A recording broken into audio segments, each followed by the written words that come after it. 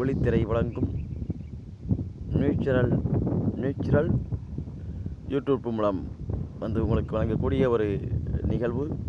அந்த நிகழ்வு உங்களுக்கு சிரிப்பதாக இருக்கும், உங்களை சிந்திக்கக்கூடியதாக இருக்கும். சரி, நிகழ்ச்சிக்கு வருவோம். பட்டிமன்றம் நடந்துக்கிட்டு இருந்துச்சான். பட்டிமன்றம் நடந்துக்கிட்டு இருக்கையில் நிறைய பேர் கூடியிருப்பாங்க. பட்டிமன்ற பேச்சாளராக முக்கியமாக ரொம்ப அறிவில் சிறந்தவர்கள் எல்லாம் இருப்பாங்க. பேச்சு நடந்துக்கிட்டு இருக்கையில் என்ன பண்ணாப்லையா, ஒரு பையன் நல்லா ஒரு 10 வயசு தைக்க மணியாக உட்காந்துருந்தானா அந்த கூட்டமாக. அப்போ எழுந்திரிச்சு முன்னிலை வைத்தவர் சொன்னாராம், மிகப்பெரிய அளவில் இந்தியாவில் கண்டுபிடித்த இந்த அப்துல் கலாம் என்றவர் மிக சிறந்த மனிதர்.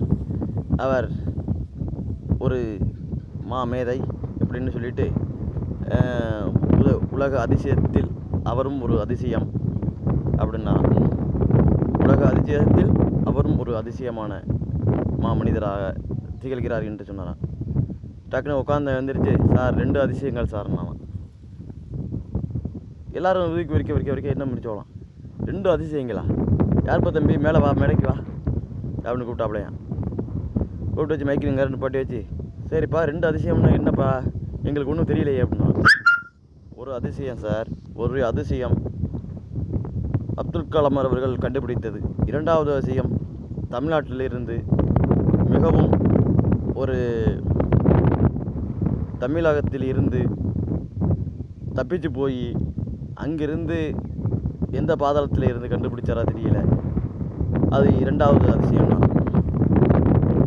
எனக்கு அவருக்கு ஒன்றுமே புரியலையா, என்னையா அப்படி சொல்கிறேன் அப்படின்னா, சார் இந்த இடத்துலேருந்து தப்பிச்சு போய் வந்து கண்டுபிடிச்சிருக்காரு, அதே பெரிய ஒரு அதிசயம் சார். அந்த அதிசயத்துக்கு பிறகு தான் இது 2வது அதிசயம் சார். ஆக மொதல் அதிசயம் இவர் தப்பிச்சு போனது, 2வது தான் அது கண்டுபிடிச்ச அதிசயம் சார். என்னடா சொல்கிற அப்படின்னா, ஆமாம் சார், இப்போ இங்கேருந்து எதாச்சும் கண்டுபிடிச்சான்னு வச்சுக்கேன், பக்கத்து வாட்டுக்காரன் சும்மா இருப்பானா, விட மாட்டான் அப்படின்னா அப்படியா. சரி, அடுத்த நிகழ்வுக்கு உங்களை வரவேற்கிறோம். அடுத்தது ஒரு எப்படின்னா, வீட்டில் மனைவி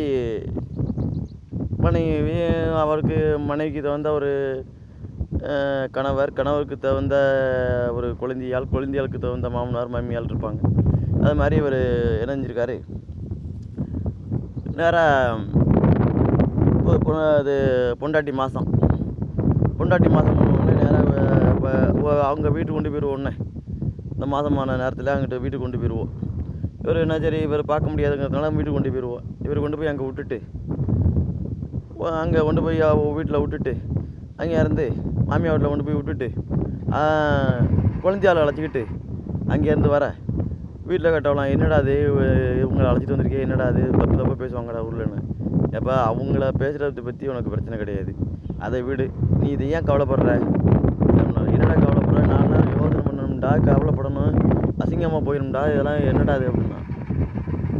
நான் சொல்கிறத நீ கேட்குறியா, இதெல்லாம் ஒரு பெரிய ஒரு இதெல்லாம் கிடையாது, என் பொண்டாட்டி சொல்லி தான் நான் அழைச்சிட்டே வந்திருக்கேன் அப்படின்னா. என்னடா உன் பொண்டாட்டி சொன்னால், இப்போ என் பொண்டாட்டி மாதமாக இருக்கேன், கொண்டு விட்டு வந்திருக்கேன். இப்போ ஒரு 6 மாதம் சென்று போய் 6 மாதம் இவளை கொண்டு போய் அங்கே விட்டுட்டு அவளை அழைச்சிட்டு வந்துடுவேன் அப்படின்னா. இதெல்லாம் எப்படி அது அப்படின்னா, என் பொண்டாட்டி சொன்னான் விவரத்தை. என்ன விவரம் சொன்னான்னாக்க அதையும் சொல்லிட்டானா விவரத்தையும். இப்போ என் பொண்டாட்டி என்ன நினச்சானாக்க, நான் யாரையும் வச்சுக்கிடுவேன் அப்படின்னு நினச்சிக்கிட்டு, வேறு யாரும் பிற வீட்டில் யாரையும் வச்சுக்கிட்டாக்க அப்புறம் ஒட்டு மொத்தமாக எல்லாத்தையும் தாலியெல்லாம் கட்டி கொடுத்து வர வேண்டியது இருக்கும் என்ன. அதனால் ஒன்று நம்ப முடியாது. அதனால் என் தங்கச்சி அழைச்சிட்டு போய் அங்கே வச்சிரு, எந்த பிரச்சனை நடந்தாலும் நம்மளுக்குள்ளே தீர்த்துக்கலாம். ஏன்னா இந்த காசு பணமெல்லாம் நம்மளுக்கே இருக்கும், காசு பணமெல்லாம் நம்மளுக்குள்ளே இருந்து போயிடும். நீ வெளியிலையும் யார்ட்டையும் போக மாட்டேன். என் தங்கச்சி இல்லைனாக்க நீ பிரைவேட்டில் போயிடுவேன். அதனால் என் தங்கச்சி அழைச்சிட்டு போயிடு, நான் எதாக இருந்தாலும் வந்து பேசி கொடுப்போம். என் தங்கச்சி 6 மாதம் இங்கே இருக்கட்டும் அப்படின்னு. அங்கேருந்து 6 மாதம் அவள் போய் அங்கே விட்டுருவான்ப்பா. அப்புறம் 6 மாதம் அவளை அழைச்சிட்டு வந்து இங்கே விட்டுருவேன். அது ஒன்றும் பிரச்சனை இல்லாத வேலைப்பா, எனக்கும் பிரச்சனை இல்லை, அவளுக்கும் எந்த பிரச்சனையும் இல்லை அப்படின்னா. அப்படியே இந்த மாதிரியெல்லாம் வாழ்க்கையை ஓட்டி கொண்டிருக்கின்ற காலகட்டத்தில் இருக்கின்ற ஒன்று நான் நினைக்கிறேன். உங்களுடைய நினைப்பெல்லாம் என்ன இருக்கும் என்று எனக்கு தெரியவில்லை என்று சொல்லி உங்களிடம் விடைபெறுகிறது இந்த ஒளித்திரை.